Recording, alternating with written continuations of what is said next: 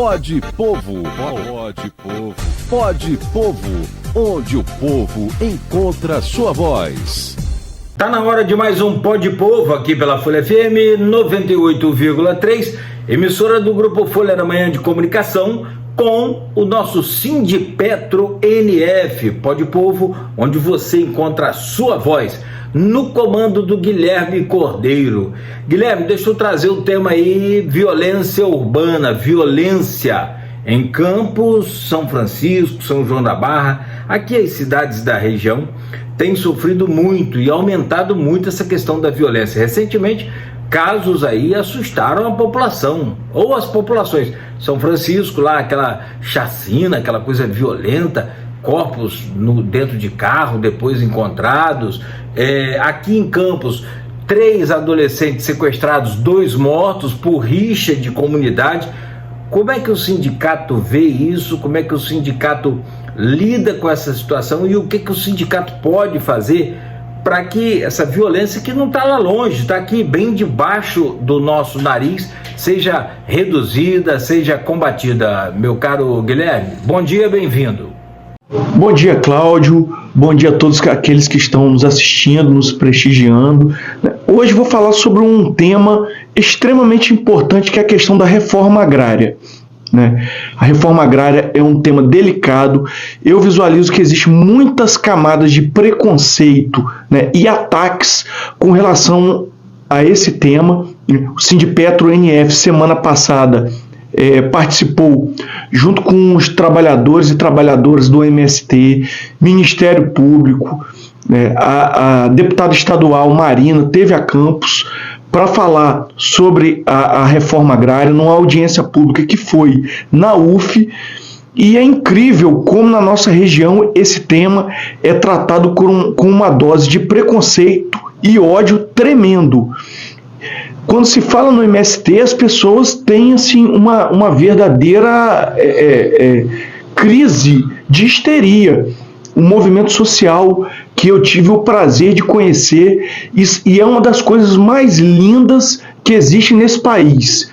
Eu convido a quem não conhece o MST a conhecer o MST, a produção de alimentos, como o MST consegue recuperar áreas degradadas.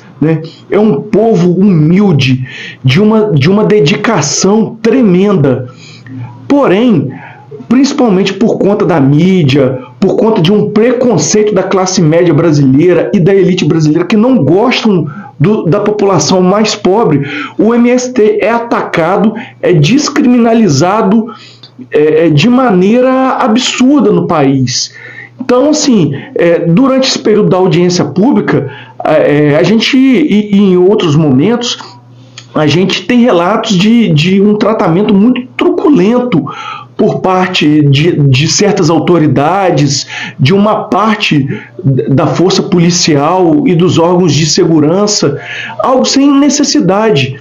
Então, assim, eu deixo aqui um chamado em nome do MST, que é um parceiro histórico do Sindipetro NF, para que todos passem a conhecer o trabalho bonito que o MST faz. Gente, é um absurdo num país como o nosso, a quantidade de terra abandonada, e terra sem utilização.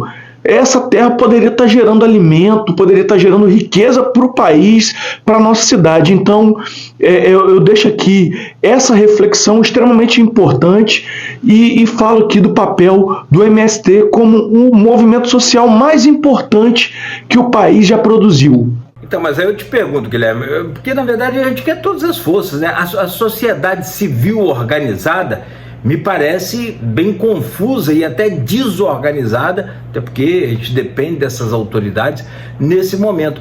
Como é que o sindicato pode sugerir, de que forma você vê uma solução para essa situação? Porque, cara, o crime está cada vez mais organizado, está cada vez mais armado e cada vez mais audacioso e violento. Como é que o sindicato sugere para que a gente possa enfrentar isso e se une também aí nesse momento, com as autoridades responsáveis para poder enfrentar essa situação? Então, Cláudio, é importante a gente deixar frisado, né, que a bandidagem ela não se encontra só nas comunidades pobres, né? A bandidagem ela também está na classe média, né, nos condomínios de luxo, e é importante a gente fazer essa reflexão. Será que o bandido de classe média ele é tratado da mesma maneira, o traficante de classe média, por exemplo, é tratado da mesma maneira do que o traficante das populações mais pobres? A gente vê aí casos, por exemplo, do que aconteceram em condomínios de luxo no Rio de Janeiro, de apreensão de fuzis, quantidade grande de narcóticos e drogas, enfim, a gente não vê esse tratamento repressivo e violento quando essa criminalidade ela está nas camadas mais altas da população. A gente vê uma política de repressão muito grande quando a gente vê aquele negro pobre preso às vezes com uma pituca de maconha, enquanto os grandes traficantes muitas das vezes são tratados de maneira bem mais branda, né? Então esse processo de investigação, né, da inteligência policial como prevenção, ele é extremamente importante, né? Sem falar também na questão da educação, né? Eu sempre gosto de dizer que a gente precisa mais de livros do que de armas na sociedade brasileira, né? E a gente precisa também de políticas sociais que façam esse enfrentamento. Por quê? Como eu falei antes, essa desigualdade brutal e violenta, ela empurra os jovens para uma vida criminosa. Então a gente precisa de um choque de cultura, um choque de educação, um choque de projetos sociais para evitar que os nossos jovens sejam empurrados para dentro dessas verdadeiras faculdades do crime que se tornou, por exemplo, os presídios brasileiros, né? A gente precisa que o Estado ele atue para mostrar para a juventude que o caminho do bem vale a pena, né? E essa cultura da violência, ela só vai gerando ódio, ressentimento e violência. E é sempre bom lembrar, por exemplo, né, que políticas públicas de qualidade baseado na prevenção, ela dá resultado, né? A gente tem também toda uma estrutura estatal que precisa sim ser reformada, com bons salários para os profissionais que trabalham nessa área da segurança. O policial, ele também é um trabalhador, né? O pessoal que trabalha nas secretarias de segurança, sejam elas estaduais ou municipais, precisam ser bem remunerados para fazer um trabalho eficiente, né? Enfim, essa questão ela não é tão simples quanto parece. Tem aspectos econômicos, sociais nesse bojo, e a gente precisa sim trazer luz a esse debate. Eu acho que também é por aí, equilíbrio na repressão e na prevenção. Acho que assim, se a gente tem uma boa prevenção, a gente vai precisar de muito pouca repressão. Mas olha, a gente está falando de Brasil, de estado do Rio de Janeiro, então o momento agora talvez exija mais repressão do que prevenção. Prevenção é fundamental sempre, mas precisamos de muita repressão. Essa coisa de milícia, olha, sinceramente, chega a ser desanimador, e mais desanimador que o crescimento da violência, é desanimador muito mais ver que a nossa força organizada é muito inoperante, ou quando operante, né, muito ineficiente nas suas operações. Tá? Valeu aí por hoje, obrigado, forte abraço, até a próxima.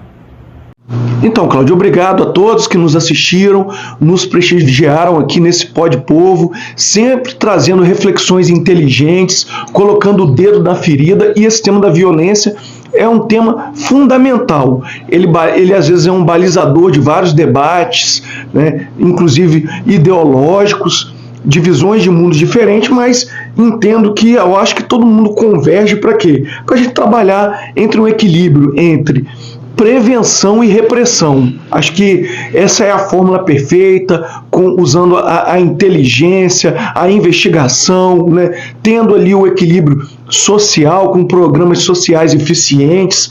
E a gente precisa, sim, acabar com a cultura do ódio e implementar uma cultura da paz, do amor, que a gente vai ter resultados espetaculares e duradouros. um bom dia a todos, obrigado a todos por nos prestigiar, bom trabalho a todos, bom dia e fiquem com Deus. E vamos à luta. Pode Povo, pode Povo, pode Povo, onde o povo encontra sua voz.